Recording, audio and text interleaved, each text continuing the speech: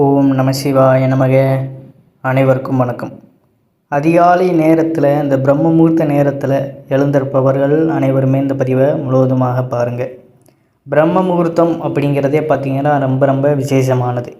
அந்த நேரத்தில் பெண்கள் எழுந்து வீடு வாசல் பெருக்கி கோலம் போட்டு வீட்டில் விளக்கேற்றுவது அப்படிங்கிறது பார்த்திங்கன்னா அந்த பிரபஞ்ச சக்திகள் அத்தனையுமே அந்த வீட்டிற்குள் அடக்குகின்ற ஒரு செயலாக கருதப்படுகிறது. அந்த நேரத்தில் நம்ம இந்த பிரபஞ்சத்திடம் வைக்கின்ற கோரிக்கைகள் எதுவாக இருந்தாலும் பார்த்திங்கன்னா அது கட்டாயம் கூடிய விரைவிலேயே, சொல்லப்போனால் சில பேருக்கெல்லாம் பார்த்திங்கன்னா 24 மணி நேரத்திலேயே நடக்க ஒரு வாய்ப்பு இருக்கின்றது. அந்தளவிற்கு நம்பிக்கையோடு நம்ம பிரபஞ்சத்திடம் எது கேட்டாலுமே அது நமக்கு சீக்கிரமே கிடைக்கும் அப்படிங்கிறது தான். இப்போ சாதாரணமாக பார்த்திங்கன்னா நீங்கள் பிரபஞ்சத்திடம் காலையில் எழுந்து மனதை ஒருநிலைப்படுத்தி உங்களுக்கு பிடித்த இறைவனை மனதில் நிறுத்தி கொண்டு ஒரு பேப்பர்லேயே எனக்கு இந்த ஒரு விஷயம் 24 மணி நேரத்தில் எனக்கு நல்லது நடக்கணும் அப்படின்னு நீங்கள் பிரபஞ்சத்திடம் அதை கேட்டுக்கொண்டு அந்த பொருளை பற்றி நீங்கள் நினைத்து கொண்டு இருந்தாலே ஏதோ எதிர்பாராத நேரத்தில் பார்த்தீங்கன்னா உங்களுக்கு அதே கிடைக்கும் அப்படிங்கிறது தான். ஏன்னா இந்த பிரபஞ்சமானது நம்ம மனதில் நினைத்ததை கட்டாயம் நமக்கு கண்முன்னே காமிக்கும் அப்படிங்கிறது. அந்த பொருள் எதுவாக இருந்தாலும் அதை நம்ம நம்பிக்கையோடு அந்த பிரபஞ்சத்திடம் கேட்கும் பொழுது கட்டாயம் அதை நமக்கு கொடுக்கும் அப்படிங்கிறது. ஏன்னா நிறைய பேருக்கு இது நடந்திருக்கின்ற ஒன்று. அதனால் பிரம்ம முகூர்த்த நேரத்தில் காலையில் எப்பொழுதுமே எழுந்து கொள்கின்ற அந்த பழக்கத்தை வைத்துக்கொள்வது மிகவும் சிறப்பு. காலம் என்பது அனைத்தையும் விட பெரியது. இந்த உலகத்திலே பார்த்திங்கன்னா நமக்கு இந்த காலம்தான் ரொம்பவும் பெரியது. காலம் போயிடுச்சுன்னா அதற்கப்புறம் நம்ம எது பண்ணாலுமே அதில் பிரயோஜனம் கிடையாது. அதனால தான் காலத்தை இறைவன் என்று கூறுகிறார்கள். ஒரு நாளைக்கு 24 மணி நேரம் என இந்த உலகம் ஒவ்வொரு நொடி பொழுதும் பார்த்திங்கன்னா தொடர்ந்து இயங்கி கொண்டே தான் இருக்கின்றது. இந்த காலம் என்ற விடயத்தை ஆன்மீக ரீதியாக அணுகிய நம் முன்னோர்கள் ஒவ்வொரு நேரத்தையும் ஒவ்வொரு செயலுக்கானது என்று தீர்மானித்தார்கள். அந்த வகையில் இறைத்தன்மை, அந்த இறையாற்றல் மிகுந்த ஒரு நேரம்னு பார்த்திங்கன்னா அதுதான் பிரம்ம முகூர்த்த நேரம். அந்த பிரம்ம முகூர்த்த நேரத்தினுடைய முக்கியத்துவத்தை தெரிந்து கொண்டு அனுதினமும் காலையில் இந்த ஒரு நேரத்தில் எல்லாருமே எழுந்து கொள்வது மிகுந்த சிறப்பான பலனை கொடுக்கும். நீங்கள் ஈவினிங் எவ்வளோ சீக்கிரம் இரவு நேரத்தில் பார்த்தீங்கன்னா நீங்கள் வாழ்க்கையில் வெற்றி அடையணும் அப்படின்னு நினைக்கிறவங்க ஃபுல்லாமே பார்த்தீங்கன்னா ஈவினிங் அந்த இரவு நேரத்தில் 8 மணிக்குள்ளே தூங்கி அதிகாலையில் இந்த 4 மணிக்கு மேக்சிமம் எழுந்து கொள்வது தான் மிகவும் சிறப்பு. முடிஞ்சால் 3 மணிக்கெலாம் நம்ம எழுந்து கொள்வது நல்லது தான். அந்த 8 மணி நேரம் உறக்கம், அதிகாலையில் எழுந்து கொள்வது, இது எல்லாமே நல்ல பலனை கொடுக்கும். 3:30க்கு எந்திரிச்சு நாங்கள் என்ன பண்ண போகிறோம், 4 மணிக்கு எந்திரிச்சு நாங்கள் என்ன பண்ண போகிறோம் அப்படின்னு சில பேர் கேள்வி கேட்கலாம். நீங்கள் அந்த பிரம்ம முகூர்த்த நேரத்தை தவிர மீத்த எந்த நேரத்தில் எழுந்திருந்தாலும் உங்களுடைய மனம் பார்த்திங்கன்னா சஞ்சலமாகத்தான் இருக்கும். எந்த ஒரு விஷயத்துலையுமே ஒரு முழு ஃபோக்கஸோடு பண்ண முடியாது. காலை நேரத்தில் இப்போ 3:30 மணிக்கு நம்ம எழுந்திருக்கிறோம் அப்படிங்கிற பட்சத்தில் பார்த்திங்கன்னா நம்ம மைண்ட் ரிலாக்ஸாக இருக்கும், உடலும் பார்த்திங்கன்னா சுறுசுறுப்பாக இருக்கும். நம்ம நல்ல புது ஸ்கில்ஸு இல்லை இறை வழிபாடு செய்வதாக இருந்தாலும் காலை நேரத்தில் வழிபாடு செய்வது இறைத்தன்மை அதிகமாக இருக்கும். அதன் மூலியமாகவும் பலன் நல்லாக கிடைக்கும். பெண்கள் காலையில் அதற்குத்தான் பார்த்திங்கன்னா பிரம்ம முகூர்த்த நேரத்தில் விளக்கேற்றி தங்களுடைய கோரிக்கைகளை வைப்பது நல்ல ஒரு முன்னேற்றத்தை கொடுத்து சீக்கிரமே அந்த கோரிக்கை நிறைவேறுவதற்கான வாய்ப்புகளை கொடுக்கும். இப்போ நீங்கள் புதுசாக ஒரு தொழில் தொடங்குறீங்க, எதுவாக இருந்தாலும் அதை ஏற்பாடு பண்ணி அதை செய்வதற்கு பார்த்திங்கன்னா இந்த காலை நேரம் பிரம்ம முகூர்த்த நேரத்தை தொடங்குவது நல்ல ஒரு சுபிட்சத்தை கொடுக்கும். இப்படி வாழ்க்கையில் முன்னேறணும்னு நினைக்கிறவங்க எல்லாருமே பார்த்திங்கன்னா அந்த பிரம்ம முகூர்த்த நேரத்தில் எழுந்து கொள்வது தான் மிகவும் சிறப்பு. நம்ம தேவையில்லாத விஷயத்தில் கவனம் செலுத்துவதை விட நம்ம எப்படியாவது நம்மளுடைய டார்கெட்டை நம்ம அச்சீவ் பண்ணணும்னா இந்த ஒரு நேரத்தை சூஸ் பண்ணி நம்ம உழைக்கும் பொழுது அதற்குண்டான பலன் நமக்கு விரைவாகவே கிடைக்கும். நம்ம வேறு வேலை பார்த்துக்கிட்டு இருந்தாலும் சரி, அந்த வேலையெல்லாம் நம்ம ஒரு மாதம் அதாவது கொஞ்சம் ஒதுக்கிட்டு உங்களுக்கு பிடிச்ச ஏதாவது ஸ்டார்ட் பண்ணணும்னு நினைக்கிறீங்க விஷயத்தை நீங்கள் இந்த காலை நேரத்தை சூஸ் பண்ணி எல்லாத்தையும் தயார் பண்ணி நீங்கள் ரெடி பண்ணி கொண்டு போகும் பொழுது அதில் கட்டாயம் உங்களுக்கு நல்ல ஒரு பலன் கிடைக்கும் அப்படிங்கிறதான் நிதர்சனமான உண்மை. ஏன்னா அந்த அளவுக்கு இந்த பிரம்ம முகூர்த்த நேரமானது ரொம்ப ஆற்றல் மிகுந்த நேரமாகவே பார்க்கப்படுகிறது. ஏன்னா நம்மளுடைய முன்னோர்கள் அனைவருமே இந்த நேரத்தில் எழுந்து சுறுசுறுப்பாக நடமாடி தங்களுடைய பணிகளை சிறப்பாக செய்ததுனால தான் அவர்கள் இன்று வரையும் ஆரோக்கியமாகவும் உடல் பார்த்திங்கன்னா எந்த ஒரு கோளாறு இல்லாமல் எவ்வளோ வயதானாலும் அந்த தெம்பானது இப்பவும் இருந்து கொண்டிருப்பதனால அழகாக செயல்பட்டு கொண்டிருக்கிறார்கள். ஆனால் இப்போ உள்ள காலகட்டத்தில் பார்த்திங்கன்னா, அதாவது டயத்துக்கு சாப்பிடுவதில்லை. சில பேர் பார்த்திங்கன்னா இரவு நேரத்தில் லேட் நைட்லலாம் சாப்பிட்றாங்க. இப்படியான விஷயங்கள் எல்லாமே உறக்கமும் கெடுது, தங்களுடைய வேலைப்பாடுகள்லேயும் ஒரு ஈடுபாடு இல்லாமல் போய்விடுகிறது. அப்போ அந்த சுறுசுறுப்பு தெம்பு எல்லாமே அந்த இடத்துல போய் சோம்பேறித்தனம் தான் அதிகமாக இன்றைய காலகட்டத்தில் காணப்படுகிறது. அப்போ டயத்துக்கு சாப்பிட்டு டயத்துக்கு தூங்கி இந்த காலை நேர பிரம்ம முகூர்த்தத்தில் நம்ம எழுந்து கொள்வதே நல்ல ஒரு பலனை கொடுக்கும். ஏன்னா ஒவ்வொருத்தரும் புலம்புவாங்க, நம்ம வாழ்க்கையில் ஒன்றுமே சாதிக்க முடியல, இறைவன் நமக்கு கஷ்டத்தை கொடுக்காரு அப்படி இப்படின்னு புலம்புறவங்க பூராமே இது எல்லாத்தையுமே முயற்சி பண்ணாதவர்களாக தான் இருப்பாங்க. ஏன்னா இப்போ எதற்கெடுத்தாலும் சோகமாக எதையாவது செய்துக்கிட்டு அதற்கென்று சோகமாக பார்த்திங்கன்னா வாட்ஸ்அப்பில் ஸ்டேட்டஸ் இந்த மாதிரியான விஷயங்களில் ஈடுபடுவது அப்படிங்கிறதே ஒரு சோம்பேறித்தனம் தான். ஏன்னா நம்ம முயற்சி பண்ணால் தான் அதற்குண்டான பலன் நமக்கு கிடைக்கும் அப்படிங்கிறது யாருக்குமே தெரிய மாட்டேங்கின்றது.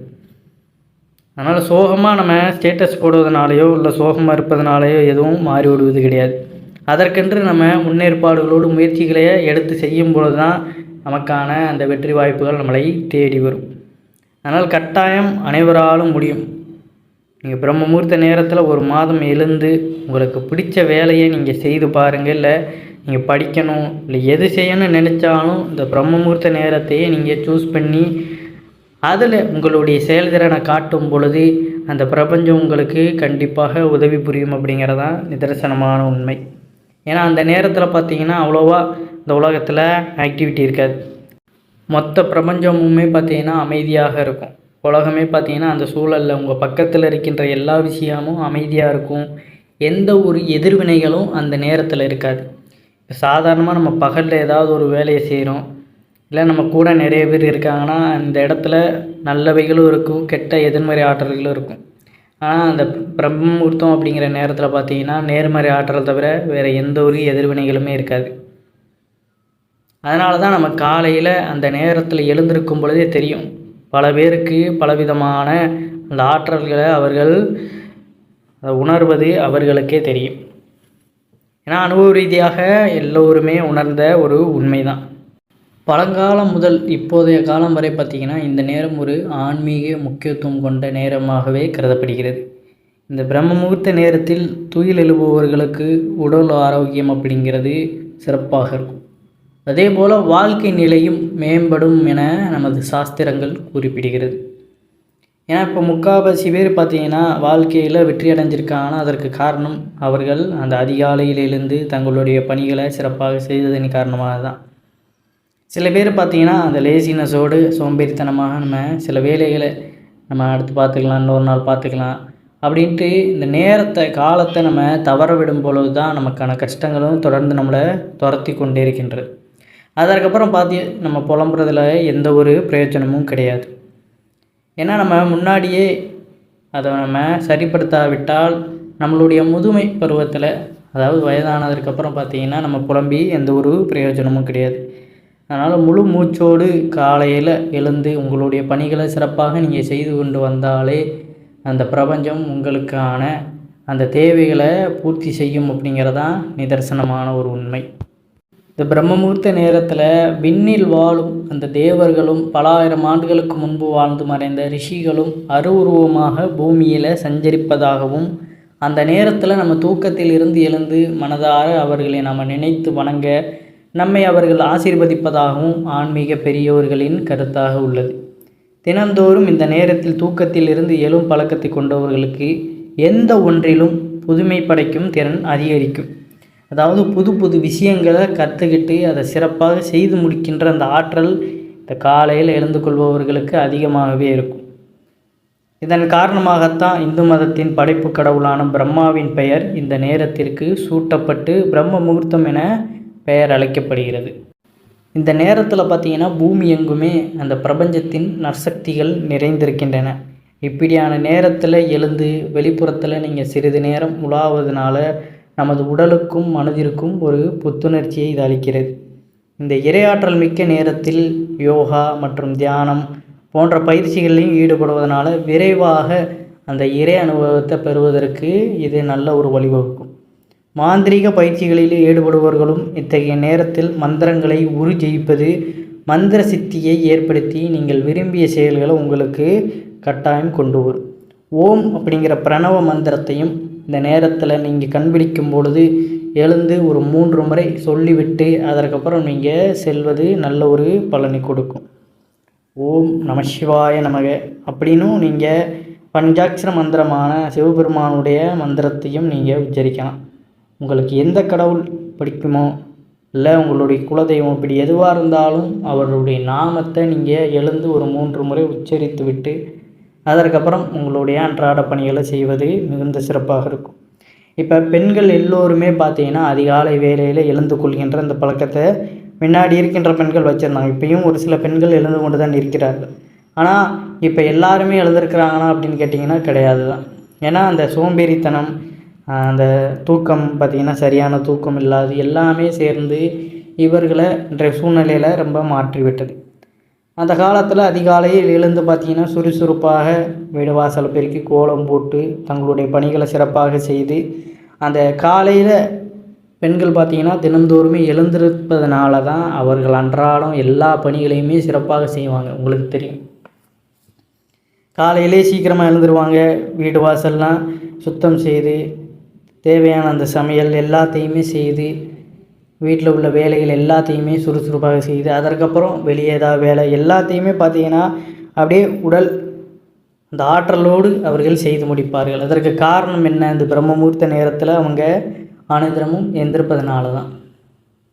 ஆண்களும் பார்த்திங்கன்னா இந்த நேரத்தில் எழுந்து தங்களுடைய உங்கள் பணிகளை நீங்கள் சரிவர செய்து கொண்டிருந்தாலே அது நல்ல பலனை கொடுக்கும். நம்மளுடைய பிறந்த கிழமை வரும் பார்த்திங்களா, வாரம் அந்த பிறந்த கிழமை வருகின்ற நேரத்தில் விடியற்காலையிலே பிரம்மமுகூர்த்த நேரத்தில் எழுந்து சுத்தபத்தமாக குளித்துவிட்டு பூஜை அறையில் பெண்கள் ஒரு விளக்காக ஏற்றி வைக்க வேண்டும். சுவாமி படத்திற்கு முன்பாக ஒரு ரூபாய் நாணயத்தை குருதட்சணையாக எடுத்து வைத்து கொள்ள வேண்டும். பிறகு ஒரு தரை விரிப்பை விரித்து அதன் மேல் கிழக்கு முகமாக பார்த்து அமர வேண்டும். அமர்ந்து பார்த்திங்கன்னா தியானம் செய்யணும். பொதுவாக விளக்கேற்றி விட்டு அந்த நேரத்தில் பார்த்திங்கன்னா சுவாமியை கும்பிட்டுட்டு தீப ஆராதனையெல்லாம் முகத்தில் கையை வச்சுட்டு திருநீர் பூசிட்டு போயிடுவாங்க. அப்படி போகக்கூடாது.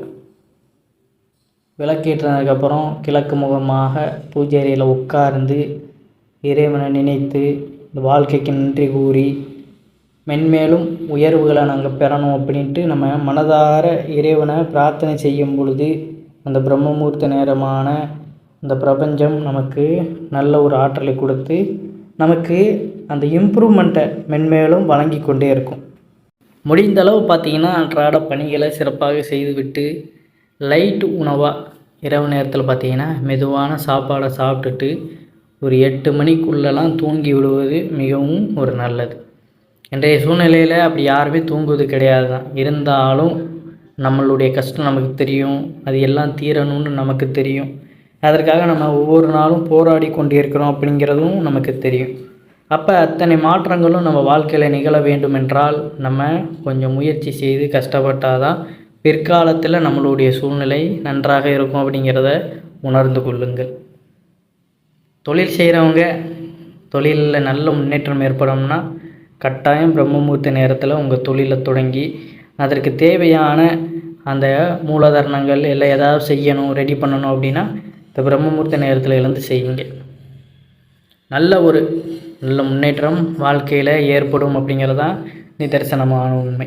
நம்பிக்கையோடு பிரபஞ்சத்திடம் நீங்கள் கேட்டு பிரம்ம முகூர்த்தத்தில் கோரிக்கை வைக்கும் பொழுது எல்லாமே நல்லபடியாகத்தான் நடக்கும். அதனால் அனைவருமே இந்த முறையை முயற்சி செய்து பாருங்கள். வாழ்க்கையில் ஒரு மாதத்திலேயே பார்த்திங்கன்னா நல்ல ஒரு முன்னேற்றம் உங்களுக்கே தெரிய வரும். அதுக்காக காலையில் எழுந்திருக்கணும். ஒரு நாள் இருந்துட்டு முன்னேற்றம் இல்லைன்னு படுத்துடக்கூடாது. தினம்தோறும் அந்த செயலை நம்ம செய்யும் பொழுது தான் அதற்கு உண்டான ஊதியம் நமக்கு கிடைக்கும். அதனால் கட்டாயம் அனைவரும் முயற்சி செய்து பாருங்கள். நல்லதே நடக்கும் அப்படிங்கிறதான் நிதர்சனமான உண்மை. இந்த தகவல் உங்களுக்கு பிடிச்சிருந்ததுன்னா இந்த வீடியோக்கு ஒரு லைக் பண்ணிவிட்டு மறக்காமல் உங்களுடைய நண்பர்களுக்கும் இந்த பதிவானதை பகிர்ந்து கொள்ளுங்கள். அனைவரும் என்றும் இறையருள் பெற்று நலமுடன் வாழ வேண்டும். நன்றி, வணக்கம். ஓம் நம சிவாய நமக.